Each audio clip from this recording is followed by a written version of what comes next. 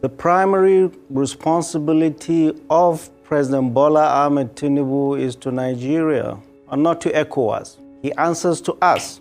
He's not even addressed Nigerians and justify what he's going to do. He's gone to the Senate to ask for approval. There's no way to declare war.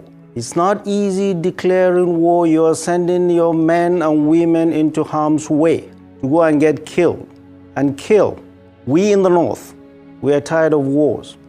We have been at war for 13 years, for 14 years now with Boko Haram, since 2009, and 9 years with bandits and kidnappers. And you're bringing a fresh war to us? And we share with Niger Republic, long before the creation of these two entities, Niger and Nigeria, we have shared heritages in our culture, in our religion, in our languages. And we share a border over 1,000 kilometers from the northwesterly end in Kebbi to the northeasterly end in Borno. We have Zabarmas in Nigeria and Niger. We have Hausas. They are the predominant tribe in Niger, 53%. We have Fulanis. We have Kanuris. The whole of Difa region around the northeast of Nigeria, they are Kanuris. So we're going to war and killing them for what? Before any president goes to war, he comes and explains to his people, these are the reasons why I'm going to war. What are the strategic importance, economic, security, or political strategic importance of going to war? What are the self-interests of that country in going to war? The people who are going to war on their behalf, the Western world, France and the United States, they know what their interests are. Their strategic interest is not the people of Niger or Nigeria, but what is underneath the soil of Niger and Nigeria. We in Nigeria, 78% of the landmass of Nigeria, 7 states and 19 states in this country are saying no to an unprovoked war with Niger. And he should be very, very careful. He's going to do the bidding of the Western world. The fight in Niger is not our fight. It is going to be a proxy war between Russia and NATO. And this is what concerns me the most. President Bola Ahmed Tinubu has not even settled down. He doesn't even have his team and is declaring war without consulting the people, without the consent of the people. Okay. No, we say no to war and we're not going to support any war. Are telling him things that his advisors will not tell him, that going to war, sending troops into Niger Republic will be a disaster, unprovoked. We have had our own share of military takeovers in Nigeria. Nobody sent troops to us. What of Mali? What of Guinea? What of Burkina Faso?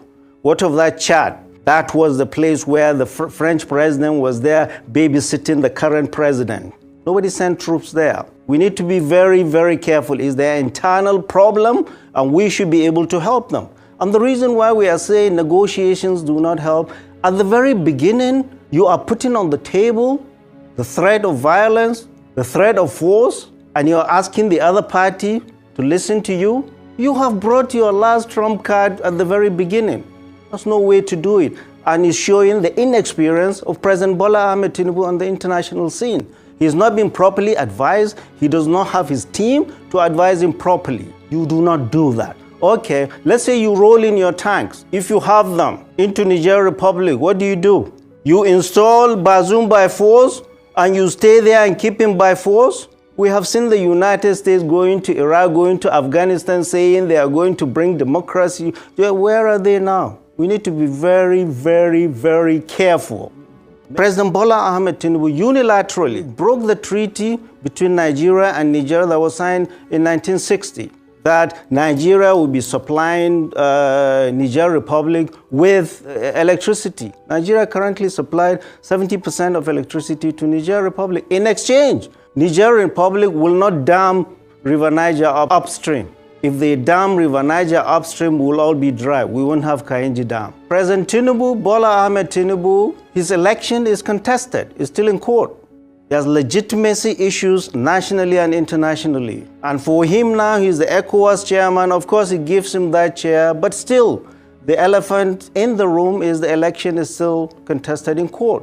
Well, if he does that, now the Western world are calling him. The other day, they say the Vice President of the United States, Kamala Harris, called him to find out. Nigerians should ask, did Kamala Harris ever call when people are slaughtered anywhere in the north? They care for us. Or Macron calls us, calls the president. They don't care for us. They don't care for Nigerians. They care for what is on the ground. And we need to be very, very careful. President Bola Ahmed Tinubu should be very careful and not drag Nigeria into this proxy war. The moment they get into Niger, they are after resources. And the most important resource is uranium. Niger has the 7th largest deposit of uranium that France has been exploiting since independence. And you see the penury, see the poverty in Niger. The second thing is we have this trans-Saharan pipeline that is built to be piped from Warri through Niger up to Algeria, to stop in Algeria and then go into Morocco and Tunisia to Europe. This is a very, very important pipeline for Europe and the United States as an alternative, because Russia during this Ukraine war is blocking supply of gas to them. So this is very, very important. The United States is there not for God, country, or the love of Nigeria or Niger. They are there because of the resources. France, we know France has been there. France has never loved democracy. We need to be very careful.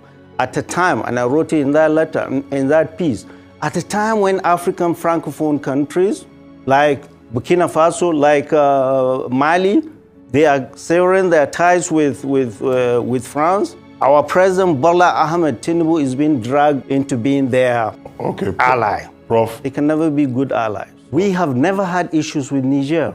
During the Civil War, Niger was a very important ally when Cote d'Ivoire and Gabon were against us, when France was against us. Niger has always been a steadfast ally of Nigeria. We've never had issues with them. We've never fought them. We go in there, we will see the father and mother of banditry and Boko Haram like we've never seen. Forget faces. It's not our ego or the face of the president or anybody. It's about Nigeria and about the lives we are going to commit to battle. This is not well thought through, this is misguided and will not be accepted by people, especially we here in the north that live in close proximity to this war. These are our flesh and blood. They are our people. They've done nothing to us. They are our allies. You go to Zamfara, you go to Katsina. They have been helping villagers when bandits come. And over 300,000 of Nigerians are IDPs in Niger Republic from all of these conflicts. President Bola Ahmed Tinubu, instead of starting a fresh war, we want you to close these wars. Boko Haram, 14 years. Banditry, 9 years. We want you to give marching orders to the military. We want this Boko Haram and banditry to end and end now. All these colonial powers should leave these colonies alone, should get out of their colonies. They've been exploiting their resources. Look at all the Francophone countries. Very rich in natural resources. Nothing to show. What are they doing there? What have they benefited from their being there? And France is now coming to tell us, oh, it loves democracy. And the United States, that it has no business being around here, has bases with over 1,000. We have about 1,100 soldiers there with drone base. They are watching over all the Sahel. They are saying they are after terrorists and Islamists. And France has troops there. They moved their troops that were kicked out of Mali into Niger. We are in solidarity with our brothers and sisters in Niger Republic, that no war should come to them. We will be the ones who are going to suffer in northern Nigeria, and we are not going to give any support to President Bola Ahmed Tinubu to commit our forces to this unguided and unjustified war. I cannot be any more clearer than this. The danger is that the United States or France or NATO will come and tell our military or our president, we are going to help you with logistics. This is what they did in Libya. They killed Gaddafi and then they ran and left. Look at Libya, where it is today. This is Iraq. Where are they today? This is Afghanistan. Where is it? Wherever they go, bad things happen.